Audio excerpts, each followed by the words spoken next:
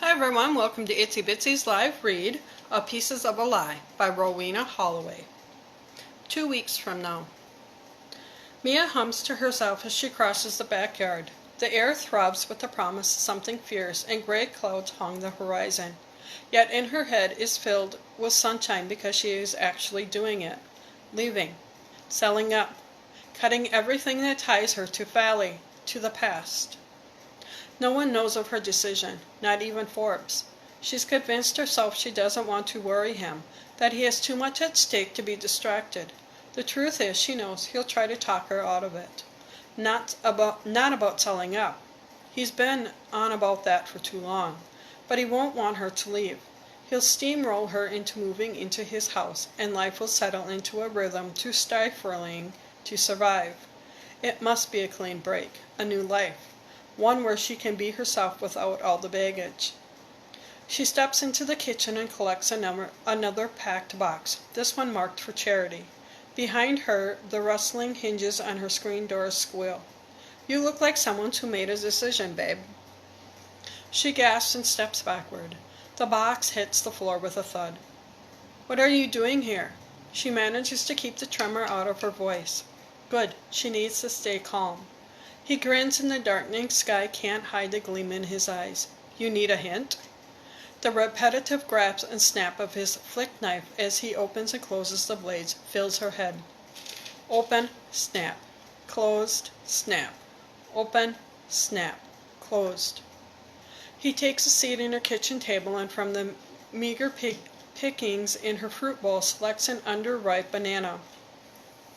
"Took my guys 2 weeks to spring me out of that shithole they call a remand center." He touches the blade to the back skin of the fruit, making sure she's watching as he slices at the young skin. "Do you know how much those weeks cost me?" She can't pull her gaze away from his steady hands, can't stop thinking of how the sticky flesh came away so easily at the deft touch of his blade. He places the strip on the table and proceeds to remove another thin slice of skin. "Leave now," she finally says. "I won't tell anyone you've been here." He looks up and grins. "You hear that?" "Yeah, boss."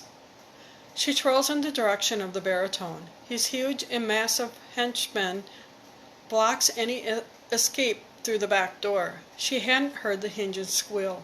"Bargaining." He peels another slice of yellow skin. "Doesn't take them long to get here, does it?" "No, boss." "Should have done that earlier, Everston." Bargaining.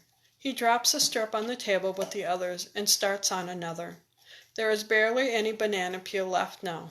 "You and me could have worked well together. The way you milked those dealers was really something." "Am I supposed to be flattered?" Her voice comes out reedy and thin. He smiles lazily and places his knife alongside the peelings. Then he begins to tap his fingers on the table. Tap. Tap. Tap. Tap. Tap. Like he's gathering his thoughts, though his face says he's come with a plan. The methodological drumming chips at her control. She can't drag her gaze away from those blunt fingers with their manicured nails. Tap. Tap. Tap. Tap. Tap. "I guarantee right now your little heart's like a drum roll," he says. "Odd that. The slower my fingers go, the faster their chicken hearts beat." A dog's bark breaks the spell. Sprint. Thank God. He sounds close, near the back door. If she can just get past the big Mara... Don't even think it, babe. You're all alone. No one cares. No one's coming for you. Mia wills away the pricks of tears. She lifts her chin and holds his gaze. "You don't know anything." "Cooler than a fridge, this one." "Yeah, boss." "Watch this, babe." He picks up his knife, lays the blade against the last strip of skin, and shaves the finest line from its edge. It drops to the table in a string of curled flesh. He does it again. Faster this time. "Know where I learned that control?" She says nothing. "Practice." He puts down the skinned banana and runs his hard glaze along her body. Of course, it's a bit messier on people. They tend to struggle. Chapter 1. blind to the truth. "Can't you read the sign? It says private." The man's face flushed as he spoke, as though his arteries were so blocked the effort of speaking was too much. She'd seen the faded sign tacked to the door and ignored it, just like she tried to ignore the wimpy, thin teen sitting at the table, inching his wet tongue along pale, flaking lips. Sunlight through the blinds left shadowed bars across his face. Mia hugged the cardboard box she carried closer to her body and wished she'd worn her usual business shirt and trousers, not a thin summer dress that showed more skin than it covered. "I want to buy these." She rattled her box at the man whose silver head nearly brushed the sloping ceiling. "You don't even have to smile." "I ain't open for business, so clear off." He shoved his arms up into his pits and glared. "Go on, Keggs. Might make some cash for a change." "Shut it, Dunny, before I do it for yours. Before yous." The kid lost his stupid grin and dropped his gaze to the jumbled assortment of brass and silver objects on the table. Tossed among the dull gleam was an old fob watch. 1, 2, 3. Here we go. It's time. She collapsed at the sharp slap of memory and plucked up the watch. Some of the silvering had worn away. As her fingers curled around its edges, the brass felt warm and more familiar than it should. "That ain't yours." Thick fingers grasped at her wrist. "Give it here. The watch ain't for sale." Mia twisted her arm free. "I just wanted a look." The kid's gaze ran over her, his tongue busy as if he could taste her. In other circumstances she would have told him to take a picture, but this creep would probably take it as an invitation.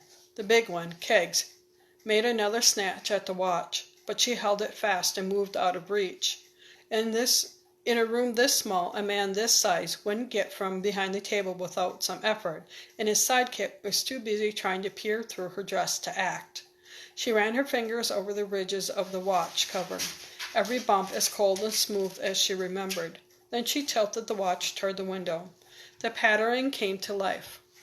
A running dog, a bower of stars, the curving river at his feet. It couldn't be. Not here. Not now. She thumbed the clasp and the cover sprang open. The inscription was there. Just one word. Forever. The floor seemed to slide through from under her. She groped for a chair, clutching the watch, focusing on its cold, solid feel, the reality of it, as her head filled with white noise.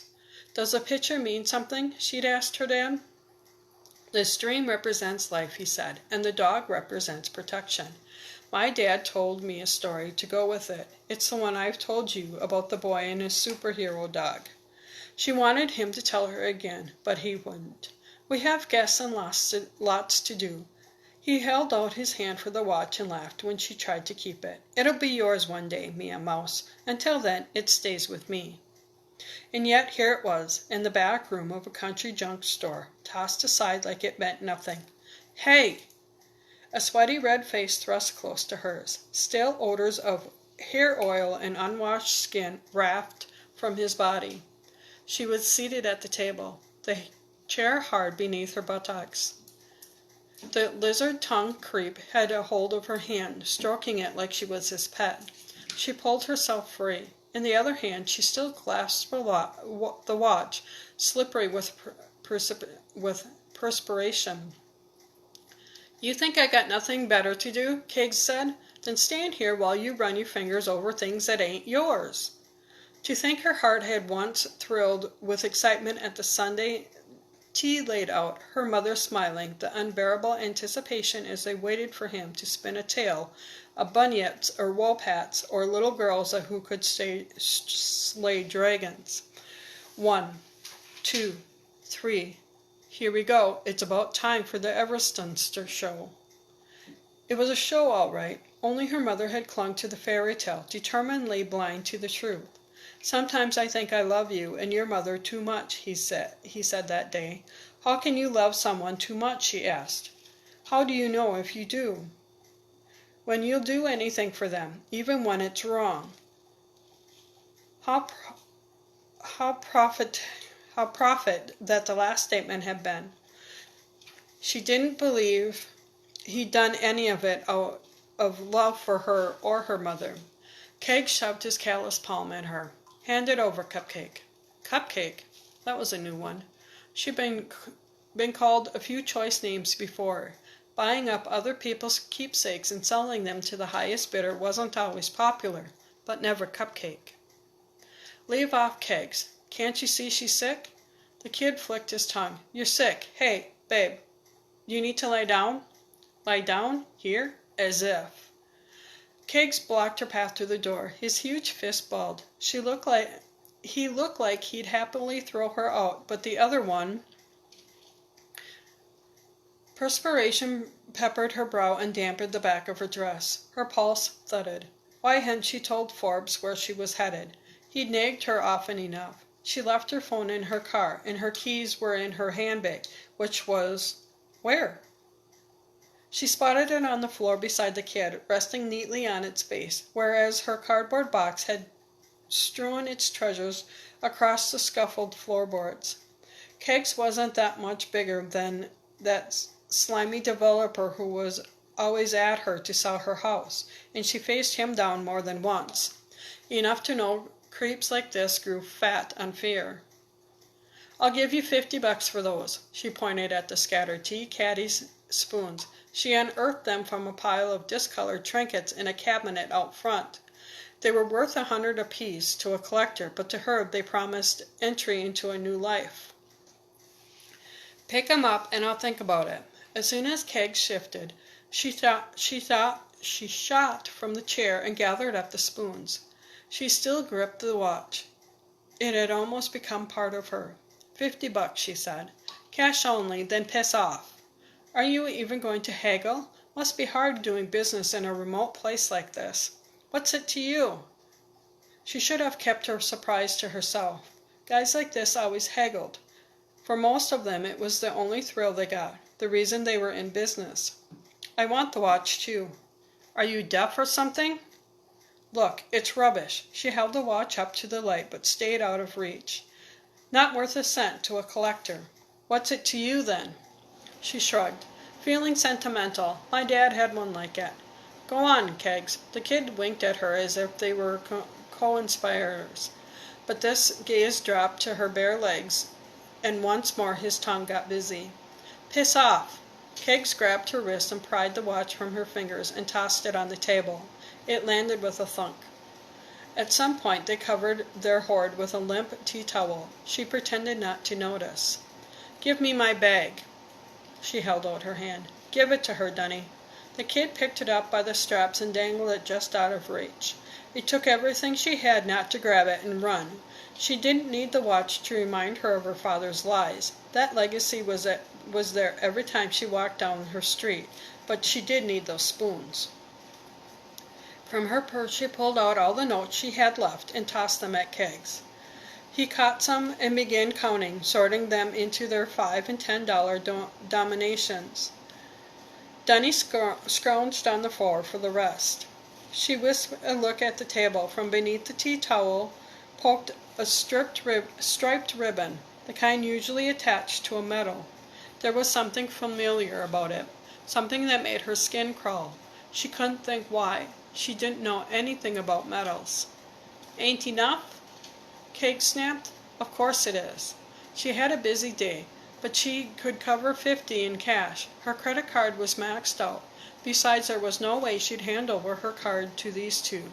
The less they knew about her, the better. She squared her shoulders. Take it or leave it. I'll take it, you leave it. Keggs pocketed her cash and seized the spoons. Hey, I paid for those. You didn't see no money change hands, did you, Dunny? Nah, mate, I reckon she owes us something for our trouble. Dunny moved forward, grinning. His wet lips shone in the sunlight. As hard as she could, Mia shoved Keggs backwards. He staggered against his bag-of-bones friend, and they fell against the back door swearing. Mia snatched up the watch and ran. Thank you for listening to this portion.